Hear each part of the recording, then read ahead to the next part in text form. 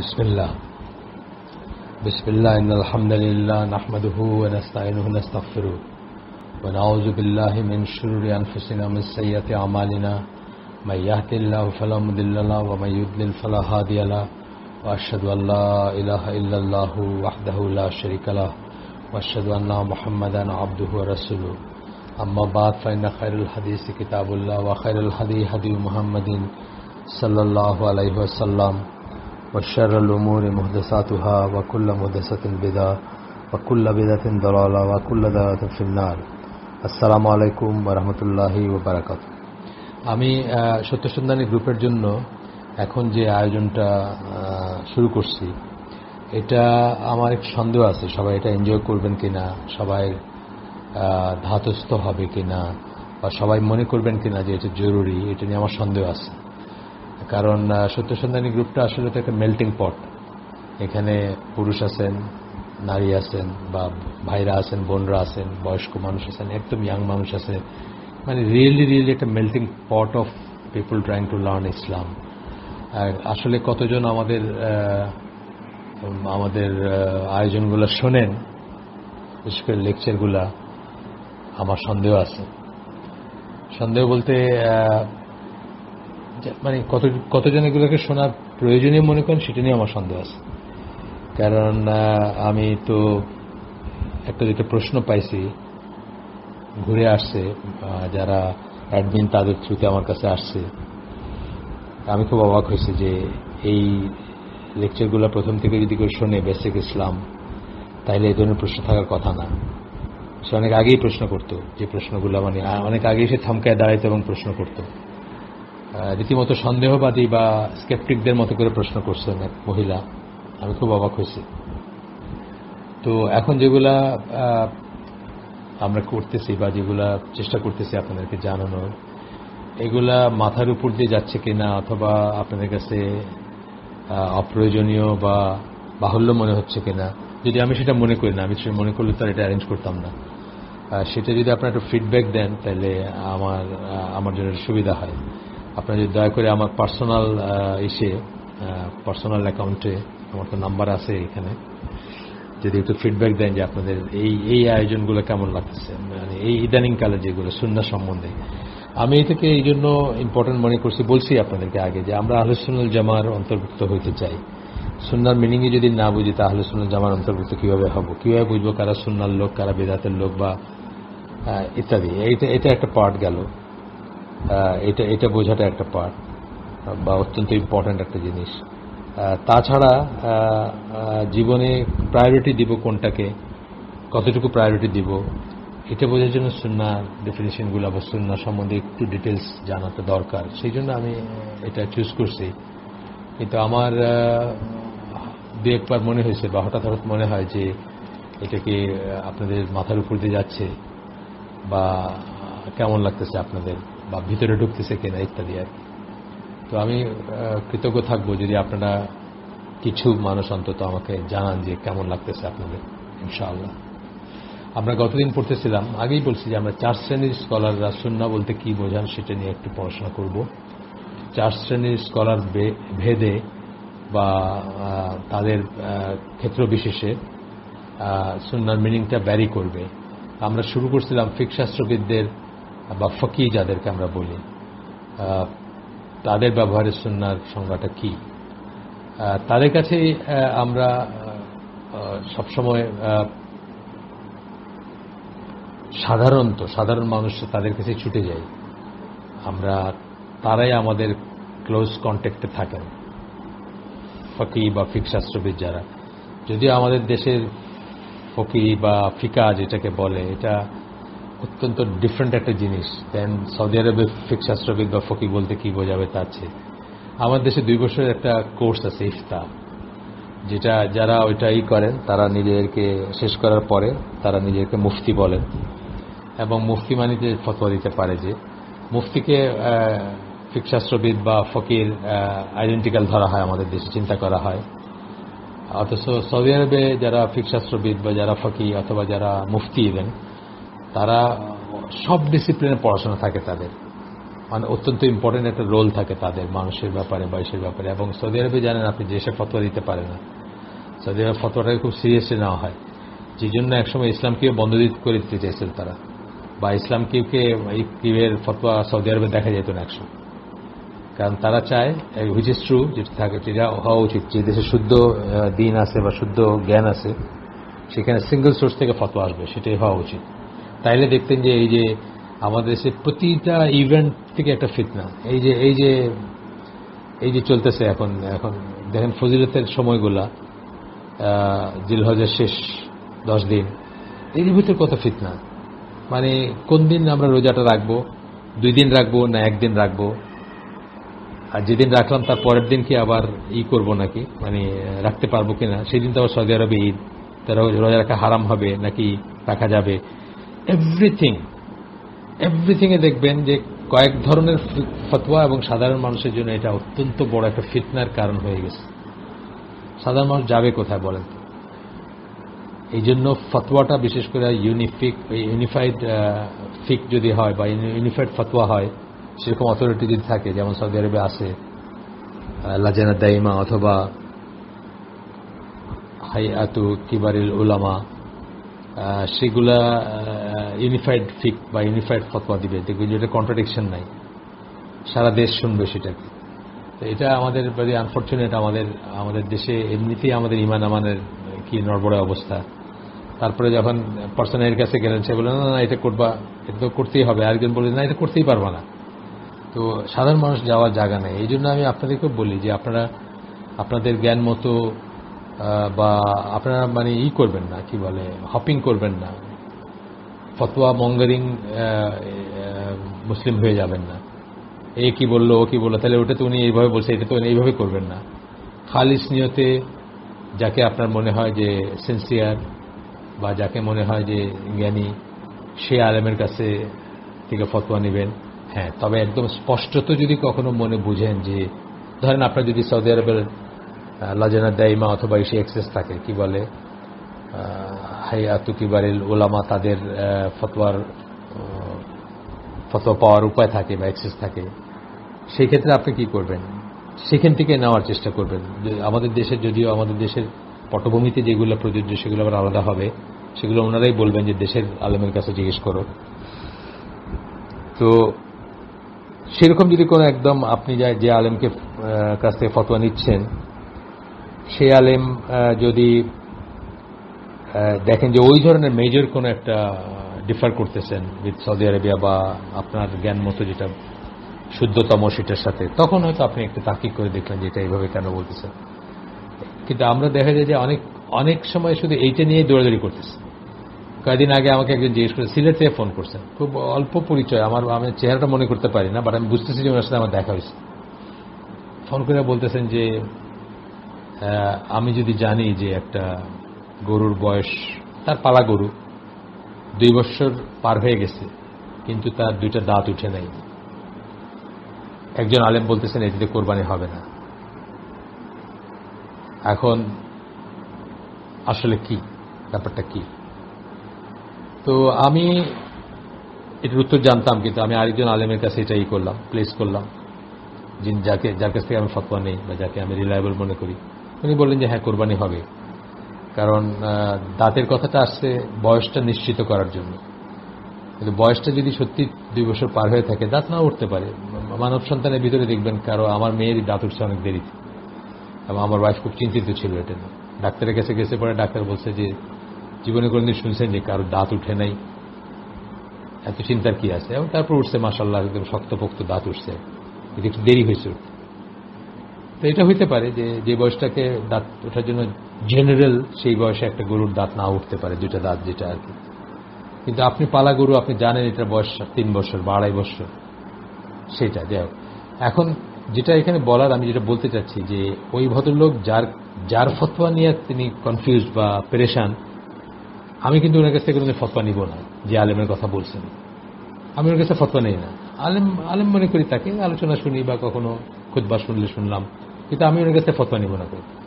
So ফতোয়া কার কাছ থেকে নেবেন এটার উপর ভালো করে তাহকিক করা উচিত, এবং এই সুইঙ্গিং বা হপিং যেটাকে বলি সেটা না করাই উচিত আসলে। তারপরে আনলেস খুব বড় ধরনের কিছু ডিফার করেন ইসের সাথে। এইবার দেখুন আমাদের দেশে আমি যাকে বা যাকেই বলি, একজনের কথাই বলি, মানে সম্ভবত সবচেয়ে জ্ঞানী আলেম মনে করি, উনি সৌদি আরবের এই ইসের সাথে, সৌদি আরবের যে অথরিটি, যারা আলেমরা অথরিটিতে আছেন, যাদেরকে আমরা আলেম মানি, তাদের সাথে একটা ব্যাপারে ডিফার করে ফেললেন এই যে ইসের ব্যাপারে, এই যে এই কোভিড-19 সিচুয়েশনে কি করা যাবে, কি করবো না করবো। আলটিমেটলি পরে উনি জায়গায় আসছেন, এই যে প্রথম দিকে উনি ডিফার করলেন, বেশ স্ট্রংভাবেই ডিফার করলেন, তারপরে একটু উইক হইল, তারপরে উনি অবশ্য অ্যালাইন্ড হয়েছেন পরে।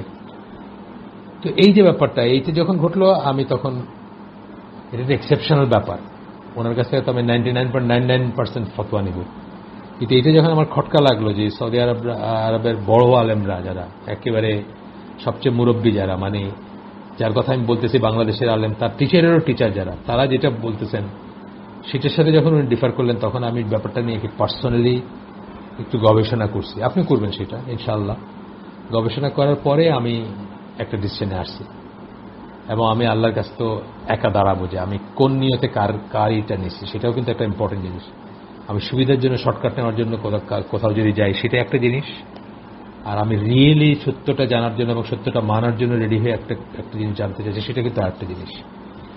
এটাও করে মানুষ শর্টকাট নেওয়ার জন্য, বাইশের জন্য এমন আলেমের কাছে জিজ্ঞেস করলো যে আলেম তার মন মতো কথাটা বলবে, সেটা অবশ্যই আমরা করবো না ইনশাআল্লাহ। যাই হোক, আমি আপনাদের কাছে আবারও বলতে, যেটা প্রথমে শুরু করছিলাম, যে আপনারা আমাকে জানায় যে এই কথাগুলা আপনাদের মানে লাভ হচ্ছে কিনা শুনে, নাকি মাথার উপর দিয়ে যাচ্ছে, বা ইটস নট দ্যাট ইম্পর্টেন্ট মনে হচ্ছে আপনাদের কাছে। ফিকহ শাস্ত্রবিদদের ইস্যু নিয়ে আমরা কিছু জিনিস পড়লাম, গতদিন যে পড়লাম, এবং আমরা বললাম যে আবিধানিক উত্তর সবচেয়ে, আবিধানিক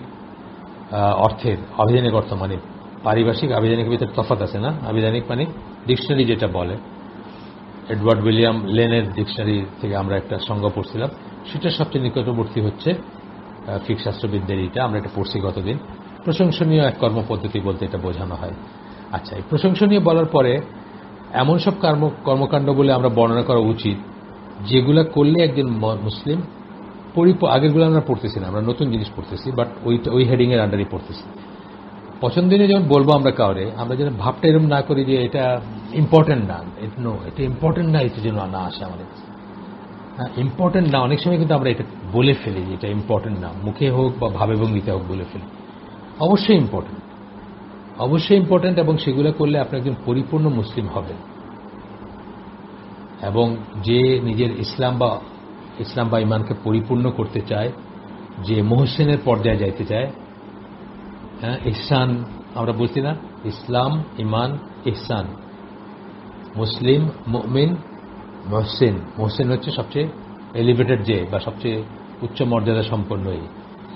সো যে পারফেক্ট মুসলিম হইতে চায় সে অবশ্যই এগুলো করবে, অলমোস্ট সবই করবে যেগুলা এই পছন্দনীয় ভিতর পড়বে, বাট সেগুলোকে ফরজ মনে করবে না। সে যদি নিজে একদিন না করে তাহলে মনে করবে না যে সে বড় গুনাহ করছে, অথবা কেউ না করলে তাকে ছোট করে দেখবে না বা তাকে গুনাহগার সাব্যস্ত করবে না। ঠিক আছে? আরেকটা জিনিস বোঝার আছে যে সুন্নাহ কাজগুলা আল্লাহর কাছে প্রিয়, সেই জন্যই তো আল্লাহ রাসূল করতেন, তাই না? এবং কিছু কিছু আছে যেটা আল্লাহর কাছে এত প্রিয় যে ওনার জন্য সেটা ফরজের মতো ছিল, ওনার জন্য সেটা ফরজ বা ওয়াজিব ছিল, যেমন তাহাজ্জুদের সালাত। তথাপি, এবং এগুলো আল্লাহর নিকটবর্তী করে আমাদেরকে, আল্লাহর কাছে প্রিয়, আল্লাহর নৈকট্য, আমরা তাওয়াসসুল বলি না, আল্লাহর কাছে যাওয়ার ব্যাপার এগুলা। তথাপি কিন্তু আমরা মনে রাখবো যে এগুলা, এখানে একটা ফাইন লাইন আছে, ইম্পর্টেন্ট নার যেন সেন্সটা আমাদের না আসে। অবশ্যই ইম্পর্টেন্ট, এবং অবশ্যই যারা আমাদের ভিতরে শ্রেষ্ঠ তারা এগুলো সবসময় করে থাকেন, তথাপি আমরা কাউকে গুনাহগার মনে করবো না যদি সে না করে। এটা একটা ফাইন লাইন। যখন আপনি গুনাহগার মনে করবেন তখন কিন্তু আপনি বিদআত হয়ে যাবে সেটা। যদি আপনি মনে করেন এটা কিছুতেই ছাড়া যাবে না এবং যে করবে না সে গুনাহগার, আপনি কিন্তু বিদআত করলেন, একটা নব্য প্রথায় চলে গেলেন। এক, আবার উল্টাটা, আপনি যদি ঢালাওভাবে এটাকে, ওই যে বললাম, ইম্পর্টেন্ট না মনে করেন, তাহলে কিন্তু আপনি গুনাহগার। এটা আপনার বোঝার ব্যাপার আছে। এবং ঢালাওভাবে বলতে মেইনলি বলতেছেন হয়তো সুন্নাহটাকে পরিত্যাগ করা, যেটাকে অথবা অস্বীকার করা। আজকে দেখতেছেন না কোরআনিয়ন বা কোরআনুল্লাহ কি করতেছে সেটা। এখানে একটা উদ্ধৃতি আমরা পড়ব, জুমাইরিয়া বলে একজন আলেম, তার একটা উদ্ধৃতি পড়ব, তার বই থেকে উদ্ধৃতি করা। এখানে উসমান বিন জুমুশ জুমাইরিয়া, তার লেখা বই, সেটার থেকে আমরা একটা পড়ব ইনশাআল্লাহ। উদ্ধৃতি একটু বড়, ধৈর্য ধরে শুনবেন, বাংলায় পড়ব। ফিকশাস্ত্রবিদদের ব্যাপারে সুন্নাহ বলে যা কিছুকে প্রতিষ্ঠিত করা হয়েছে সেগুলোর ব্যাপারে কেউ কেউ ঢিলেঢালা মনোভাব পোষণ করেন, যেটা আমি একটু আগে বললাম। ফিকশাস্ত্রবিদরা যেহেতু পছন্দনীয় সেন্সে কথাটা বলেন, সুতরাং তারা যখন বললেন যে এটা সুন্নাহ, তখন ঢিলাঢালা ব্যাপার। দাড়িটা হচ্ছে সবচেয়ে বড় একটা উদাহরণ। এটা দাড়িটাকে সুন্নাহ বলে যে কত বড় ড্যামেজ করছেন কিছু কিছু আলেম, মানে এটাকে সুন্নাহ বলে বা সুন্নাহ বলে ডিসক্রাইব করে এটা একদম পরিষ্কার করে বলে দেওয়া উচিত ছিল যে আহলে সুন্নাহ জামার মতো এটা ওয়াজিব। তাদের ঢিলাঢালা মনোভাব এই দাবির উপর প্রতিষ্ঠিত যে সুন্নাহ কাজ হচ্ছে সেই সব কাজগুলো যেগুলো করার জন্য কেউ পুরস্কৃত হবে, অথচ না করার জন্য কেউ শাস্তি লাভ করবে না। এটা কিন্তু ঠিক আছে, কথাটা ঠিক, যে ঢিলাঢালা ভাবটা কিন্তু এই কথার থেকে আসতেছে তা না, এই কথাকে মানুষ কিভাবে নিচ্ছে বা বুঝতেছে সেখান থেকে আসতেছে। সুতরাং যখন কেউ এই কথাগুলো বলবেন, তখন উনি সাথে দিয়ে এটাও বলবেন, যেটা আমি একটু আগে বললাম, যে এগুলো আল্লাহর পছন্দনীয় কাজ এবং এগুলোতে মানুষ আল্লাহর নৈকট্য লাভ করবে। 3 নম্বর হচ্ছে তার ইমান ইসলাম পারফেক্ট হবে, এবং মুহসিন হইতে গেলে এগুলোর কোনো বিকল্প না, এগুলোর কোনো বিকল্প না, এগুলো তার ভিতরে থাকবেই। হ্যাঁ, তথাপি এটাকে ফরজের স্ট্যাটাস দেওয়া যাবে না, দিলেই কিন্তু বিদআত হয়ে যাবে, সেই স্ট্যাটাস দেওয়াটাই বিদআত হয়ে যাবে। আচ্ছা, একই সময় স্কলাররা এমন বহু হাদিস যেগুলো যে কাউকে সুন্নাহর অনুসরণ করতে ও সেগুলোর সাথে লেগে থাকতে উৎসাহিত করে সেগুলোর উপর ভিত্তি করে বলেছেন যে কেউ যদি প্রথাগত ও ঢালাওভাবে সুন্নাহর কর্মকাণ্ডগুলি পরিত্যাগ করে তবে সেজন্য শাস্তিপ্রাপ্ত হবে। ঢালাওভাবে বলতেছে না, আমরা আগেই বলছি যে ঢালাওভাবে বলতে শাস্তিপ্রাপ্ত হবে একটা কথা বললেন, আর আমরা কি বলছি যে সুন্নাহকে অস্বীকার করা সেটা কিন্তু আরো গর্হিত ব্যাপার। সুন্নাহ মানার প্রয়োজনই নাই, কোরআন যেটা বলবে করতে করতে সমাজ সদের নামাজ পড়ারই দরকার নাই। উঠা বসা করবেন, নামাজ পড়বেন, 5 ওয়াক্ত সালাত, জামাতে সালাত, এগুলো কোনো দরকার নেই। ঠিক আছে, ওই পর্যন্ত চলে গেছেন। তখন তাদেরকে কি বলি আমরা? জিন্দিক বলি। ঢালাওভাবে যারা অস্বীকার করবে সুন্নাহকে, যে there is no such thing as সুন্নাহ, অথবা সুন্নাহ মানার কোনোই দরকার নাই, তাদেরকে আমরা কি বলি? জিন্দিক বলি। যারা ছদ্মবেশে, জিন্দিকের মিনিং কি? যারা ইসলামের শত্রু, যারা ছদ্মবেশে মুসলিম হিসাবে ইসলামে প্রবেশ করে, ভাব দেখায় তারা মুসলিম, অথচ তারা ইসলামকে ধ্বংস করতে চায়। আচ্ছা, সাহাবীগণ আগ্রহ ভরে ওই সমস্ত কাজ সমাধা করতেন যেমনভাবে তারা অবশ্য করণীয় কাজগুলো করতেন। এই কথা বলা ঠিক আছে, কিন্তু এটা তারা পারফেক্ট করার জন্য নিজের ইমানকে এবং নিজের আমলকে বা নিজের ইসলামকে পারফেক্ট করার জন্য করতেন। তথাপি কিন্তু আমরা এটাকে ফরজ বা ওয়াজিবের মর্যাদা দিব না। ওইটা জামাল জারাবজো এই ফুটনোটের ভিতরে বলছেন যে সাহাবীরা এটা জানতেন যে এগুলো অবশ্য করণীয় না, কাউকে কোনোদিন বলতেন না যে এগুলো অবশ্য করণীয় বা ওয়াজিব বা ফরজ, কিন্তু তথাপি তারা পারফেকশনের জন্য এগুলো করতেন। কালকে আমাকে এক ভাই ফোন করছেন, বিনি ভাই, আমার নেইবার বলতে আমার একটা অ্যাপার্টমেন্টে, উনি পাশের অ্যাপার্টমেন্ট ওনার। তো উনি আমাকে কোরবানির কথা জিজ্ঞেস করতেছেন যে রাসূল সাল্লাল্লাহু আলাইহি ওয়াসাল্লাম তো কখনো কোরবানি করেন নাই, এটা পাওয়া যায় না, মানে কোরবানির স্কোপ আছে করেন নাই, বা কোরবানির বিধান আসছে করেন নাই, বা এই ধরনের শোনা যায় না। যাবের থেকে কোরবানির স্কোপ আছে সেই টপিক থেকে, বা যেবার থেকে এটা প্র্যাকটিস শুরু হয়েছে তবের থেকে, তাহলে আমরা যদি না করি আমরা গুনাহগার হব না? তো আমি বললাম যে দেখেন, রাসূল সাল্লাল্লাহু আলাইহি ওয়াসাল্লাম কখনো তাহাজ্জুদ ছাড়েন নাই, তথাপি আমরা তাহাজ্জুদ ছাড়ি। আমরা বুঝবো যে যখনই কোনো একটা জিনিসকে সুন্নত মুআক্কাদাও যদি আমরা বলি, ফজরের সালাতের একটা উত্তম উদাহরণ হচ্ছে এটা, অলমোস্ট কখনোই রাসূল সাল্লাল্লাহু আলাইহি ওয়াসাল্লাম ছাড়েন না, এবং এটাকে অত্যন্ত গুরুত্ব দিই আমরা। ইয়েট যদি কেউ একদিন কোনোদিন না পড়ে, তাকে যেন আমরা সমালোচনা না করি, বা সে গুনাহগার, বা সে একেবারে লুকিং ডাউন অপন হিম যেটা আমরা বলি, তাকে যেন আমরা ছোট করে না দেখি। এই হচ্ছে কথা। আল লখনউই তার তুহফা আল আখিয়ার বইতে এই ব্যাপারে বেশ কিছু উদ্ধৃতি দিয়েছেন। ফিকহ শাস্ত্রবিদরা যে অবশ্যকরণীয় এবং সুন্নাহর ভিতর পার্থক্য করে থাকেন সেটা সুনির্দিষ্ট ঘটনার বেলায় প্রযোজ্য, কিন্তু সুন্নাহর কর্মকাণ্ডকে সম্পূর্ণ পরিত্যাগ করার বেলায় প্রযোজ্য নয়। এই হচ্ছে কথাটা। এবং আমরা আগেই পড়ছি যে এইটা হচ্ছে একটা বিভ্রান্তির কারণ। কারণ এইভাবে বলার জন্যই যেমন ইউসুফ আল কারজাভীর ফতোয়াতে আপনি দেখবেন যে দাড়ি রাখা সুন্নাহ, এইভাবে এই ফিকহ শাস্ত্রবিদরা বলার জন্যই ওই ফতোয়ার থেকে আপনার কাছে মনে হবে যে ইটস নট দ্যাট ইম্পর্টেন্ট। আমি এইখানে তো বটেই, আমি মসজিদুল হারামে গেলে যখন আল্লাহ আমাকে নিয়েছেন, বিশেষ করে রমাদানে 2 বার আমি গেছি, রমাদানে 2 বার গেছি এবং তারাবি পড়ছি, তখন দেখবেন যে হয়তো মসজিদুল হারামের মতো জায়গায় হয়তো 70% মানুষের দাড়ি নেই। বিশেষ করে ইজিপশিয়ান, আলজেরিয়ান, তাদের দেশে হয়তো একটু সমস্যাও আছে, তিউনিশিয়ান, তাদের দেশে পুলিশের খাতায় নাম উঠে যে দাড়ি রাখলে। আমার দেশেও সেটা হতে যাচ্ছে এই শুন, বা হচ্ছে অলরেডি। হয়তো ইয়াং মানুষ দাড়ি রাখলে বোধহয় একটু অলরেডি নজরে দাড়ি করা হয় তার উপর। আর কেউ না করলে তো বসরাই করেনি। বসরা বলতে অফিসের বসরা তো পিছিয়ে লেগে যান দাড়ি রাখলে, আর তুমি ইয়াং বয়সে কি। তো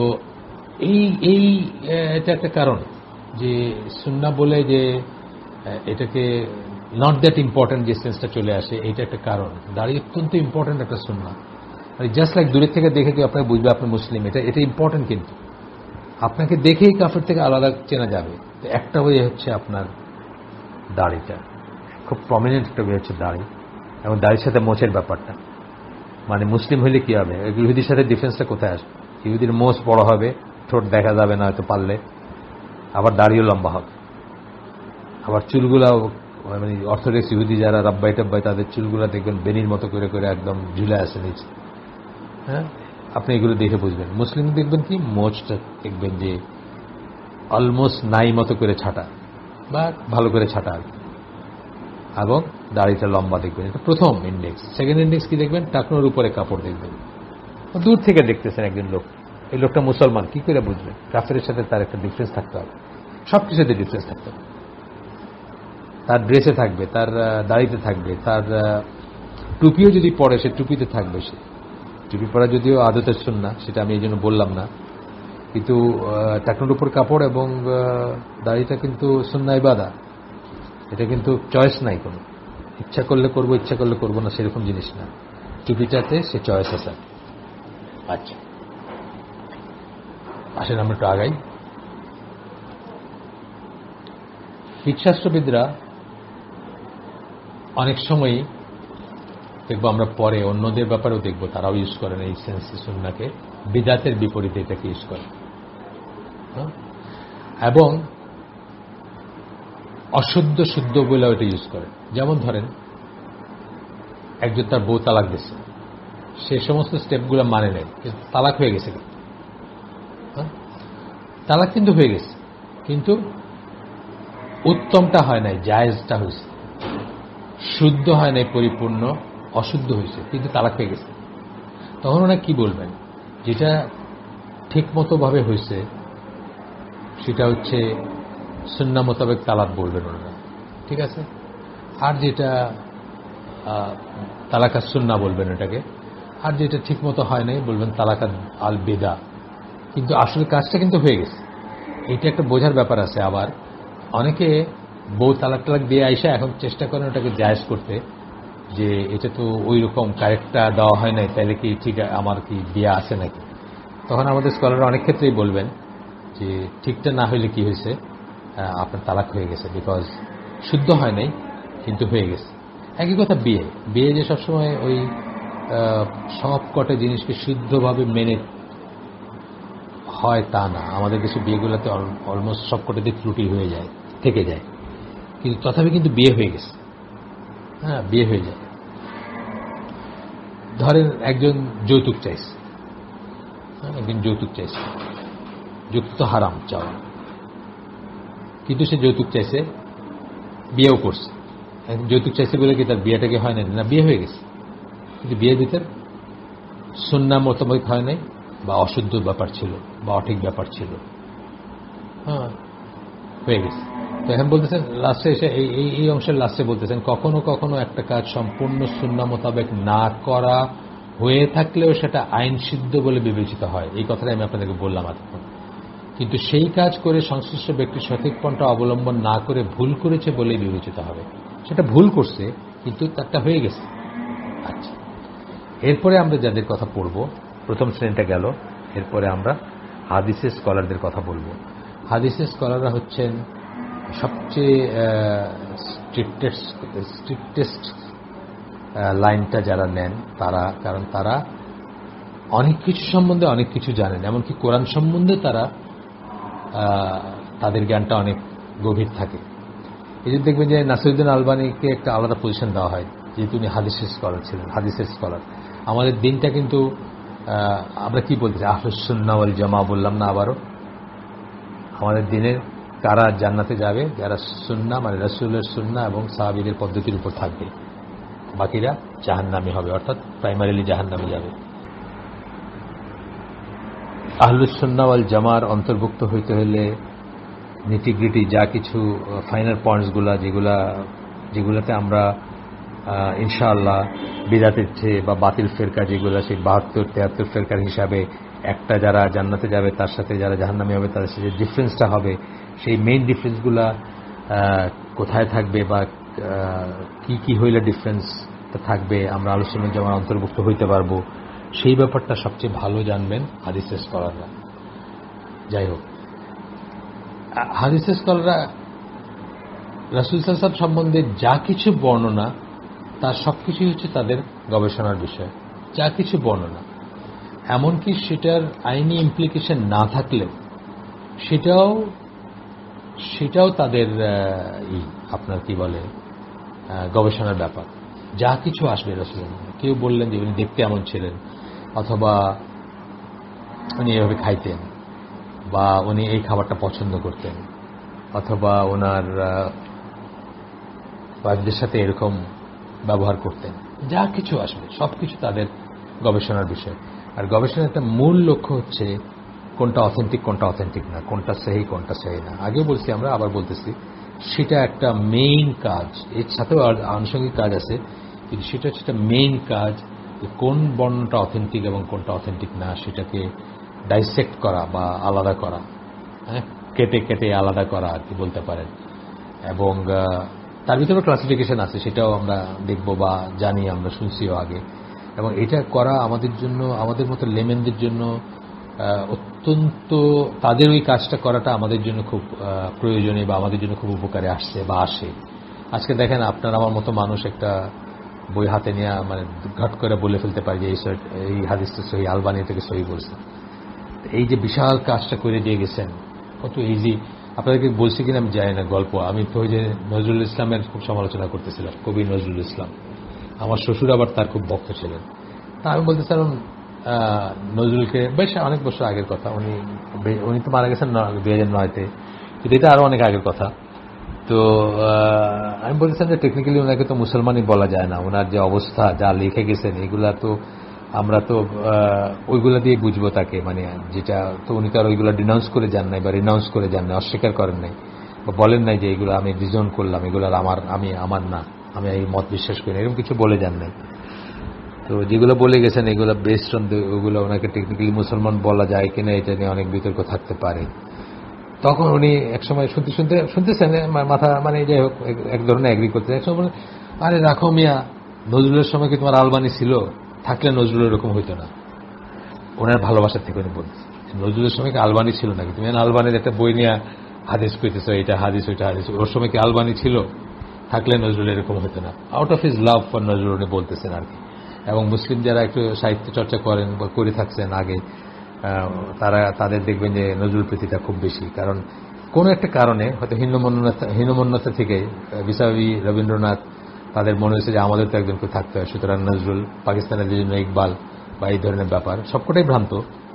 আমাদের একজন এরকম কবি থাকতে হবে এমন কোনো কারণ নাই বা কোনো দরকার নাই, কোনো জরুরত নাই যে গান গায় এবং যে নাচায় মানুষের, সেরকম কবি থাকতে হবে। অসংখ্য ভ্রান্ত আকিদার ব্যাপার যার ভিতরে আছে।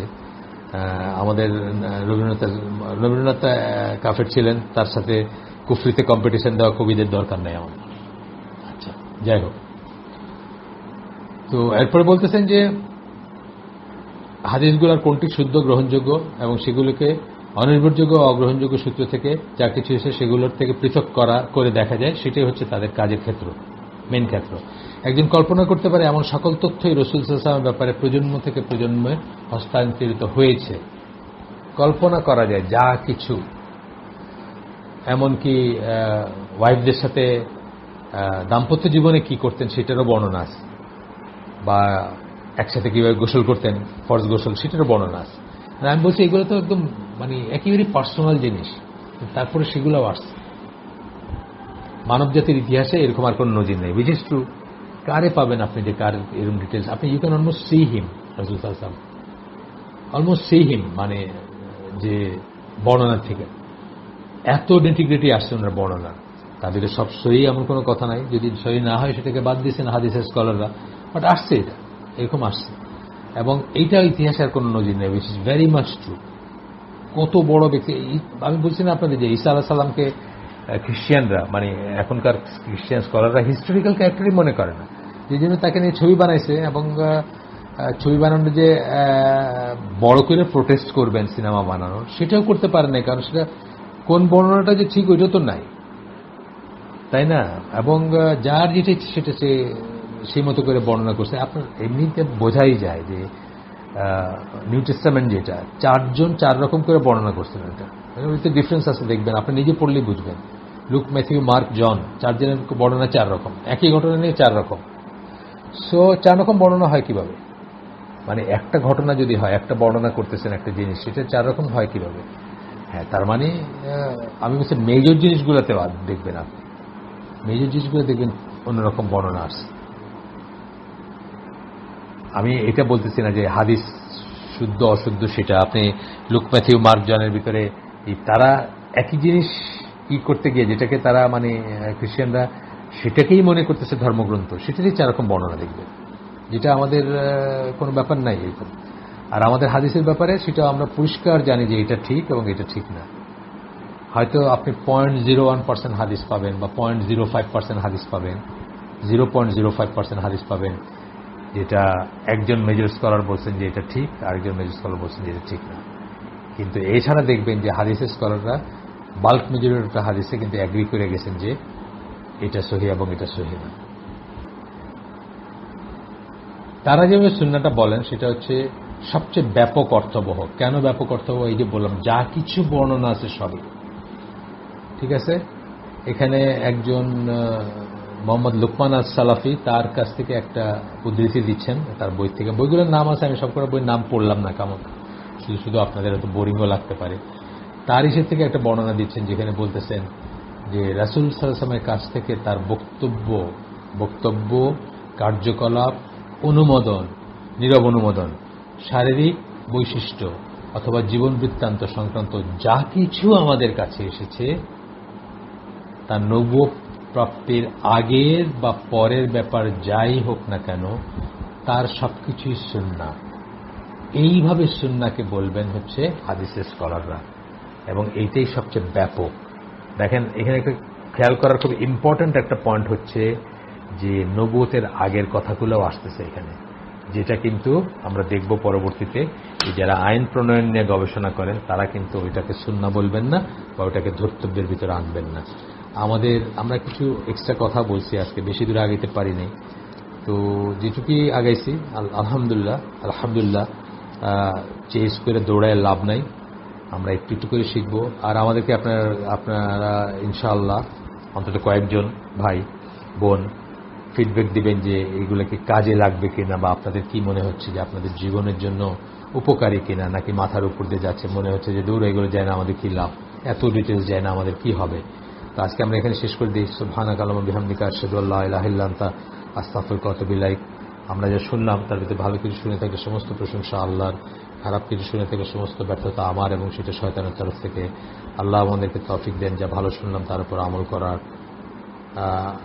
আসসালামু আলাইকুম ওয়া রাহমাতুল্লাহি ওয়া বারাকাতুহু।